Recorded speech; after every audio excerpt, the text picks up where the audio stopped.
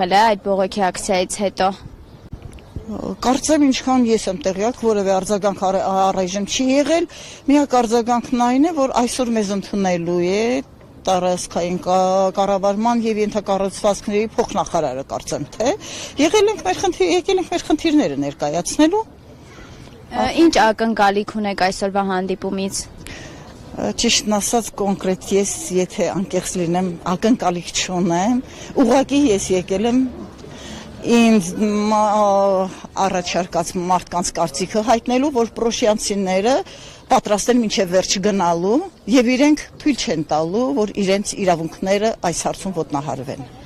Եթե ՏԿ փոխնախարարի կամ նախարարի հանդիպումից հետո պատասխանը բացասական եղավ, ձեր հաջորդ քայլը ո՞րն է լինելու։ Հաջորդ քայլը ամենայն հավանականությամբ այն կլինի, որ մենք կհամարենք, որ մեր իրավունքները ոտնահարված են եւ պատրաստ ենք չհարգել նաեւ ուրիշների տեղափոխվելու իրավունքը, տեղաշարժի իրավունքը եւ կամ կփակեն Երևան աշտարակ խճուղին կամ ոտքով կգան Երևան։ Այ կառավարության կողմից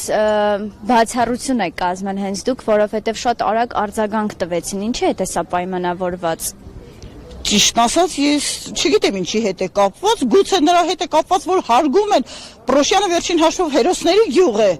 պետո կարոտ մնաց, էլ չասեմ, որ 44-օրյա պատերազմում զոհեր ենք ունեցել շատ, այսինքն գիտեն, որ